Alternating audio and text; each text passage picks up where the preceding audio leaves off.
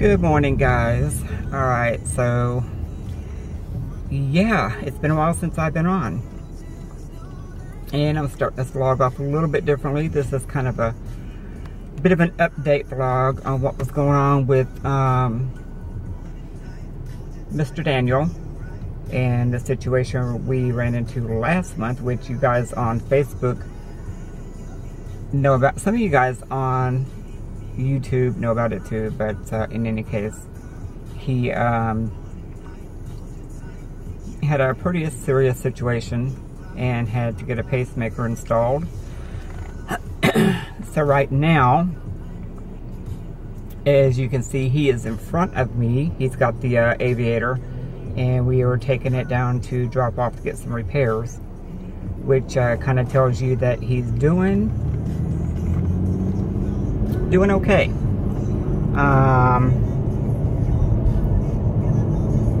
Yeah, it's been a long month, I will tell you that, but in any case, he is doing okay now. And of course, whenever we get this done and get back, I'll do a sit down and explain everything that happened and how it happened and all this stuff. But yeah, it's been pretty rough. I will tell you that his heart rate had gotten down to like 31, 32 beats per minute. And then not long before they took him into surgery, it had gotten down to 28 beats per minute, which is pretty low. So, but he's doing pretty good. He's doing pretty good. It's just one step at a time. He's got to go today. We're going to drop this off and then go back to the house and kind of chill out for a little bit. Then he's got a dental appointment. He's got to get a filling, and he's looking in the rearview mirror, so I think he knows I'm vlogging. So, but yeah, but we'll sit down and tell you everything that happened and all that stuff. Maybe when we get this dropped off on the way back to the house, I'll vlog a little bit. He can, tell you his feelings on it and how he's actually feeling and all that. So, alright guys, let me drive and pay attention, and I will be back in a sec. Okay, so the first clip you just seen was actually done on Wednesday, and today is now Saturday. So as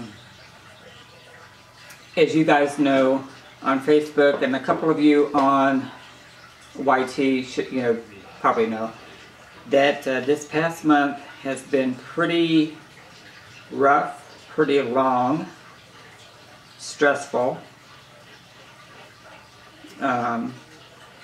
just a lot of things.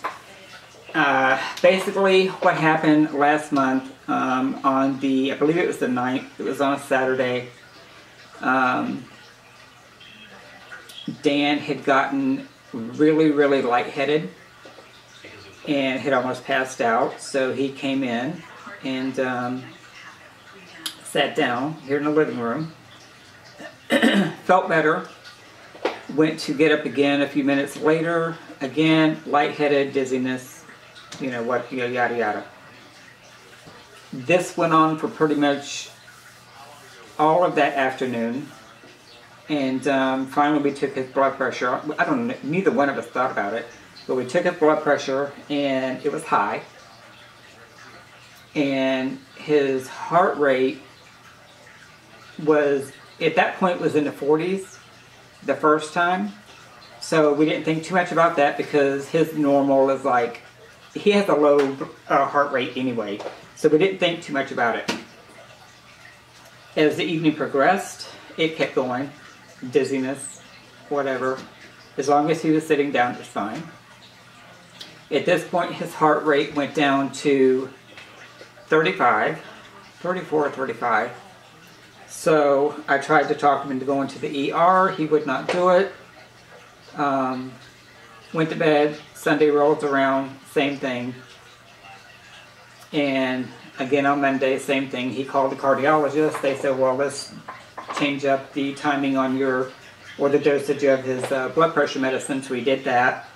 No help. Blood pressure was still high. Heart rate still low.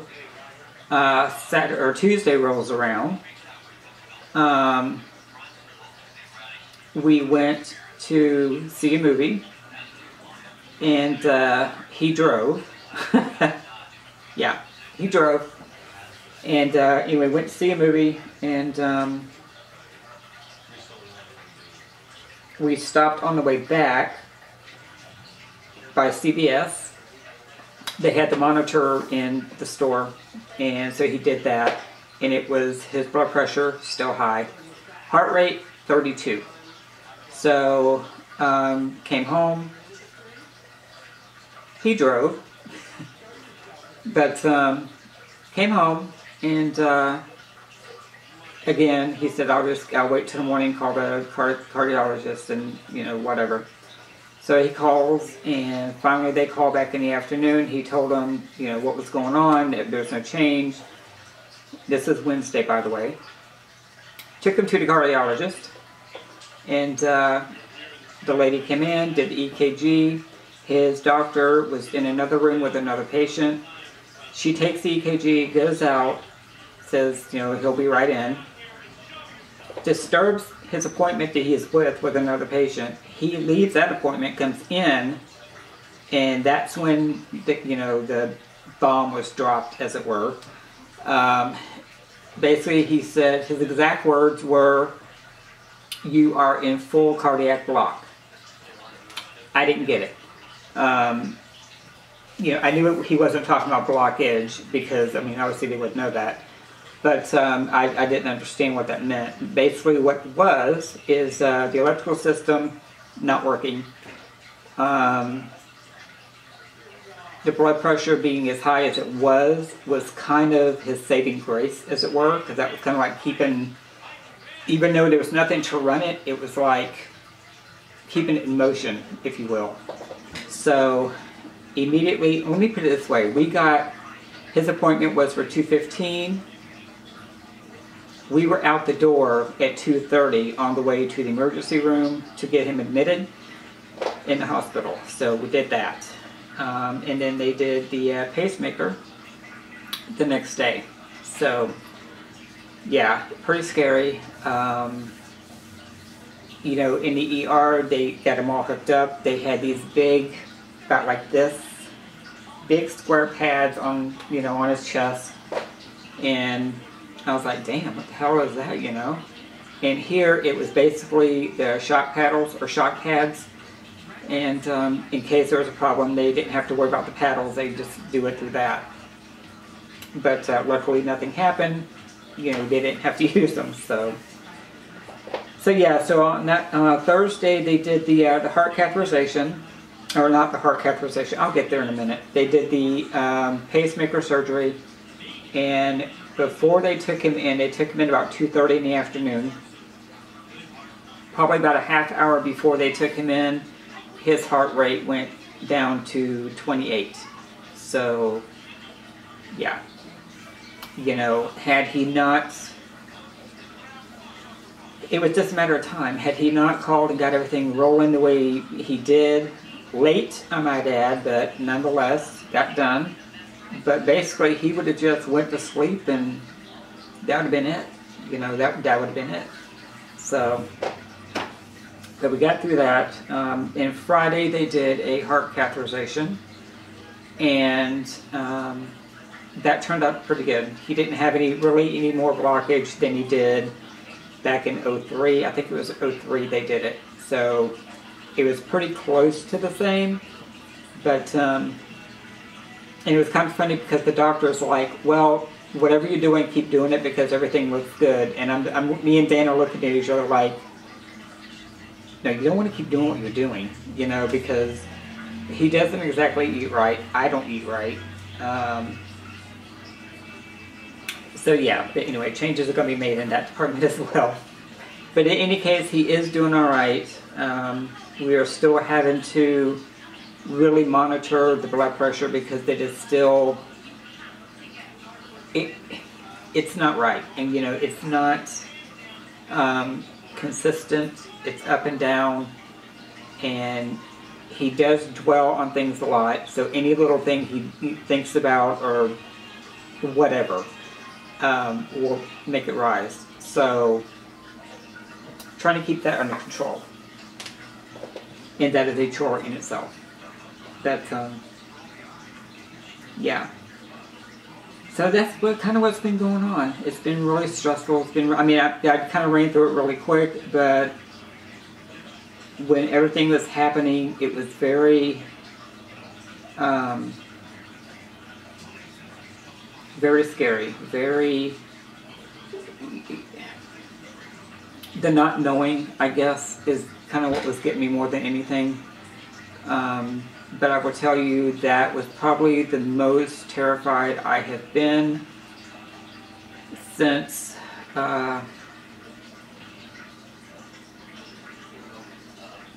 Mom passed back in '05. So, I mean, that was the most, yeah, it was pretty scary.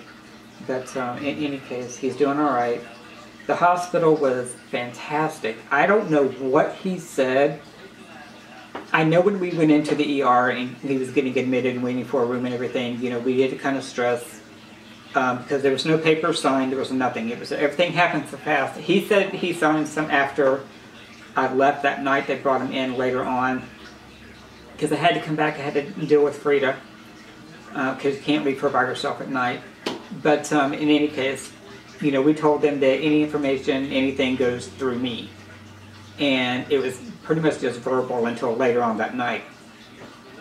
But when I got there, again, I don't know what he said to somebody else or what the situation was, but when I went in Thursday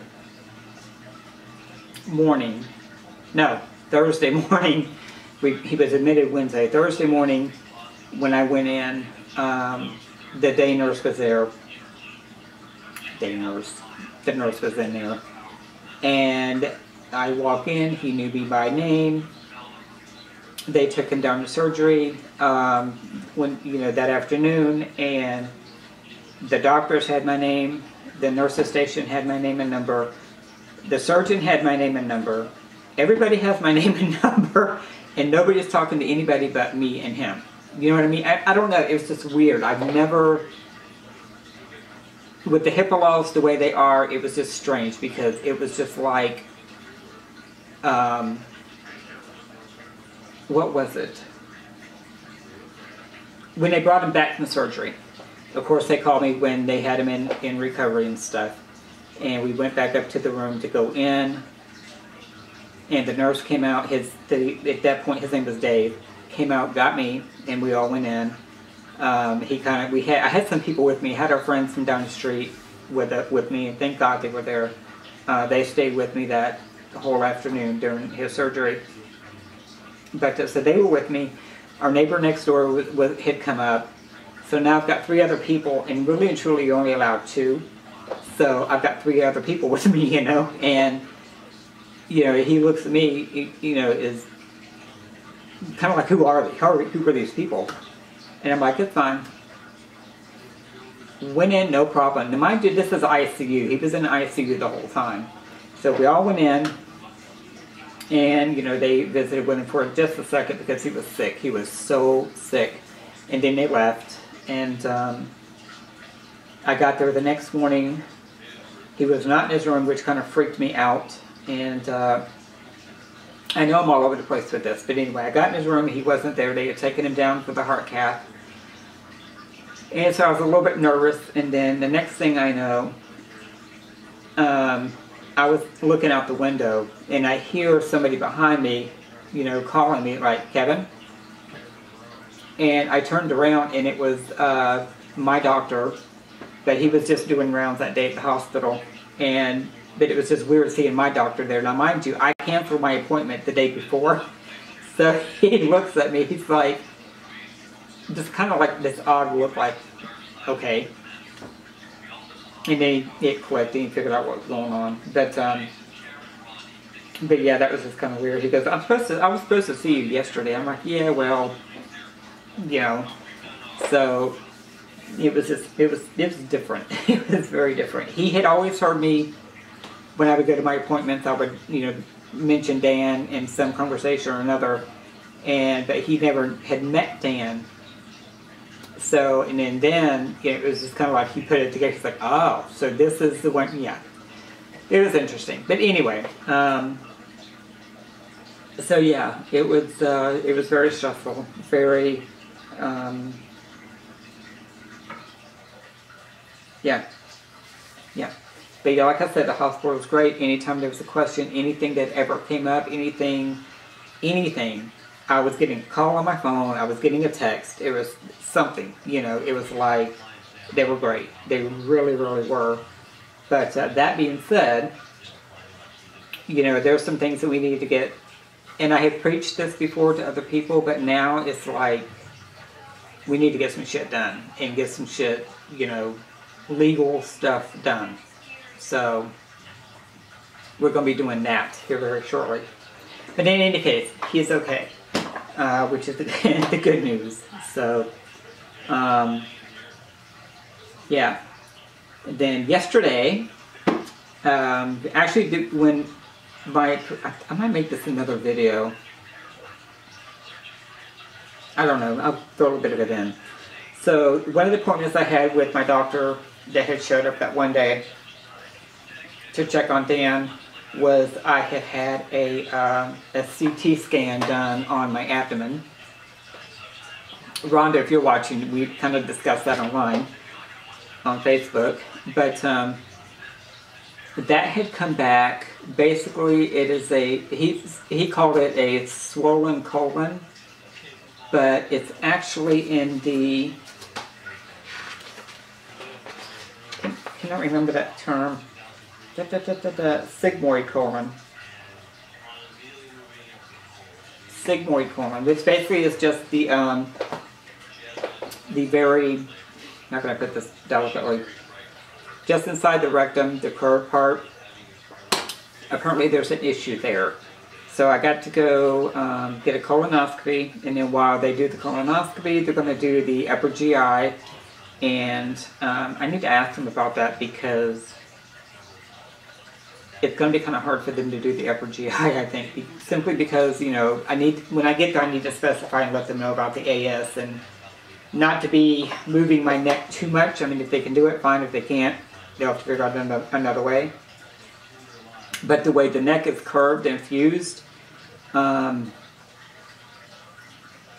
it might be hard for them to get the tubing in and curved around and get down into the, wherever it is they got to go. So I got to bring that to their attention. But yeah, so I got to get that done because there has been, I may make this another video, but there's been a lot of issues in that area, so to speak. So I'll leave it at that, and then I'll discuss that in another video with my update. This is Dan's update, not my update. So yeah, that is it. We had, I'll put that in the same video. We're just getting some stuff done. We have people coming in a few days, and Dan's nephew and his wife will be here for a few days, so that will be nice. And just getting some stuff done right here, trying to get cleaned up, and I'm almost done with the house, thank God. As far as cleaning, I just got to get the floors done and tidy up the kitchen and game room, and that's pretty much it.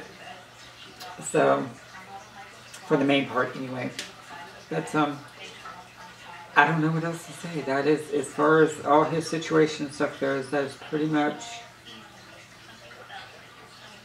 yeah, pretty much.